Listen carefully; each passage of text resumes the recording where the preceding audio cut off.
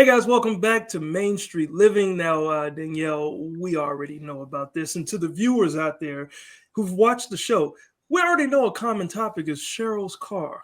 Still and going. if my calculations are correct, Cheryl, you've driven the equivalent of 15 times around the earth. Wow.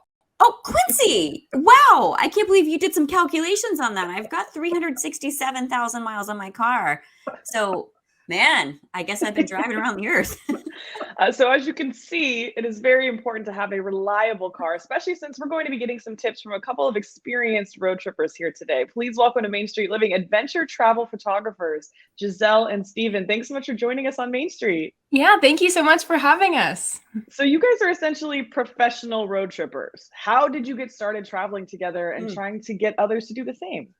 Well, growing up, I went on a bunch of camping trips, and Giselle loves to travel. So I feel like once we started dating, we just put the two together, and road trips were a great, easy way for us to start, especially with the pandemic. Yeah, and when we first started dating, our first couple of dates were always revolved around adventure. And so our first was like a coffee date and then hiking. And then our third date was a road trip from Santa Barbara to Big Sur and back in one day. So we spent like 10 hours in the car together off the get-go and then kind of realized, oh, hey, we can do this together. And, we're compatible and it's really fun for us. That's the new third date standard. Yeah. I know that it'll certainly test your relationship too. You spend that much time together in the car. Oh, but yeah. I focus a lot on preparedness myself. So I think this is really cool what you guys are doing. What would you say are the top 5 things that you must take on every road trip? Number one, I feel like is we always bring this little portable generator. It's called a Jackery. It's like been amazing. We charge our phones off it. We can charge all of our electronics that we use for our car. It has solar panels, so we can recharge when we're at camp. It makes it super nice for us. And especially since we're photographers, we have a lot of equipment with us. So it's been a game changer on like not having to go back in a location to go look for like a coffee shop to plug in at and recharge all of our batteries and our drones and things like that. So it's really nice because you can just be out on the road for a while without having to go back into town. And it also powers our fridge, which I would say is probably number 2. We used to bring like an ice chest, but constantly trying to find ice is a total pain. So we actually bring like a mini fridge. You can open it up. It has a freezer side and a fridge side, so we can eat really healthy on the road. It saves us a ton of money rather than constantly looking for places to eat. So that's probably number 2. Camp chairs, I think, would be the next one. We always like to bring 2 camp chairs with us. So whenever we're setting up camp, we just have a nice little spot to relax and lounge so that you're not constantly stuck in the car the whole time. Yeah, I'd say the last 2 are kind of preventative. Like it's a little compressor that you can blow up your tires with, especially because we like to go off-roading on some dirt trails. Sometimes you're super, super bouncy and you don't want to do that. So when you can deflate your tires a little bit, makes the ride so much smoother. And then just a little portable jumper, so we never have to rely on anyone else. Just keeps us safe.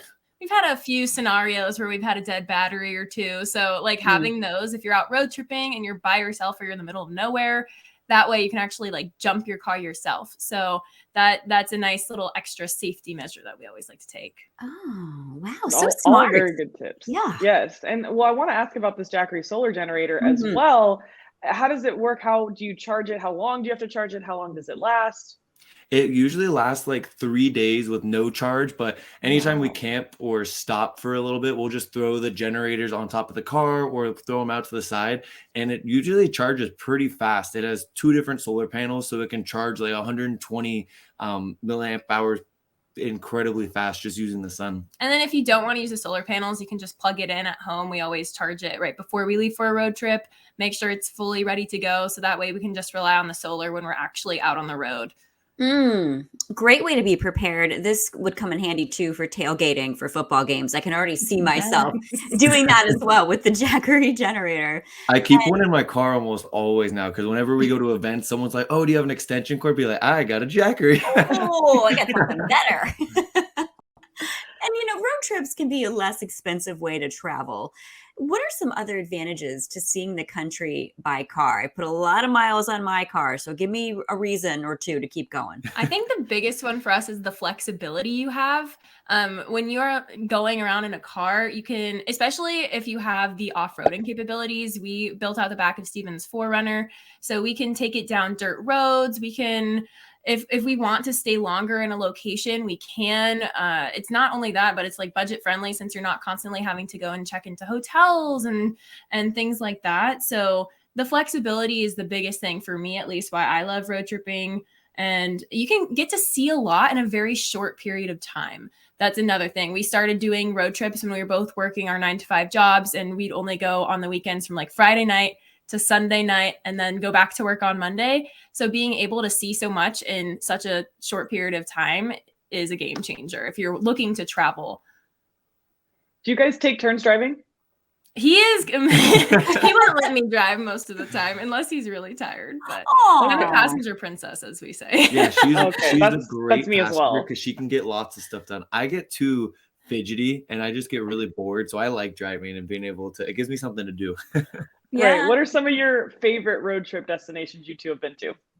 I feel like our first one is always still super special. It's just like a Southwest road trip through the US, through like Utah, Arizona, Nevada. It's hard to go wrong there. And you can, especially right now going into the fall, it's like the perfect time to go. And the nice thing about those locations, there's tons and tons of national parks that you can go to and state parks, lots of hidden gems, lots of car camping areas that are free to stay on too. So if you are looking to save some money while you're traveling, there's lots of free land in the Southwest where you can go and camp for free.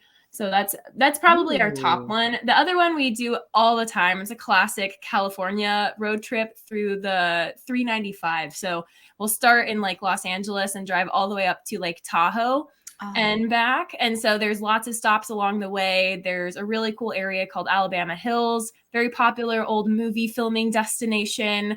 We'll stop in Mammoth, Death Valley National Park, and then eventually get up to Lake Tahoe and Yosemite. So there's a lot of stuff you can cover in a week just by driving that. Oh, it's great that you've got a designated driver for you too. We need I to get to nap, in between spots. Yeah. It's great. Passenger princess. Yeah. You mentioned the fall, and I love autumn with all the changing leaves and the colors. And now is a great time in some parts of the country to still check out some of the fall foliage. So what's your advice for a spectacular fall road trip? It depends where you are in the US. If you're on the West Coast, what she was saying, straight up the 395 is amazing, but it's really hard to beat the East Coast fall colors. We just got back from Connecticut and Michigan, and we went to New Hampshire last year. And I would almost say just starting up in Maine and working your way down the coast because the fall colors kind of change from north to south. So it's really, really beautiful to see for a road trip. But the best tip I would say in terms of actually chasing the fall colors on a road trip is giving yourself room for spontaneity because you can only track the leaves so well. So it's really hard to plan really far in advance when you're trying to do a fall road trip because the leaves could change early one year, they could change late one year. So just that's the nice thing about road tripping is you can be like, oh, the leaves aren't changing yet. Well, I'll just drive to the spot where it is. So that's the best part for fall colors is you can just go. And that's what we've done the past 2 years is doing a little road trip around the states, whether it's on the East Coast or the West Coast. Having the flexibility is definitely going to work in your favor if you're trying to get peak colors. Ooh. Well, I love that. Flexibility is a great answer for a lot of questions. How can viewers follow you two or get more information about the Jackery Solar Generators? We talk about Jackery on basically everything because it's completely changed the way we travel. So if you look on our YouTube, you can see us using it on our road trip guides. Instagram, we always are posting. We built out the back of our 4Runner. So we talk about how we camp in there and how we can road trip on a budget, especially because we both used to work full-time jobs. And then on TikTok, that's where we throw little fun pieces that we have about our Jackery or just little adventures that we do on the weekends. And then if you guys want to check out the Jackery model that we use, head on over to jackery.com. They have tons of different models based on your needs and they're all amazing for any type of road trip. Oh, you guys are so much fun. And they call me fun sized. So you might find me inside one of your suitcases on road trips. So thank you so much for joining us. Lots of great info. We appreciate it. Thank you so thanks much for having us. Oh, Danielle, that was so much fun. I think I'm going to get you in my car and we're going to go road tripping. Oh, yeah, I'm all charged up. Yeah, listen to you. We're charged up, ready to go. But first, how to make your yard thrive with native plants. We'll explain coming up next.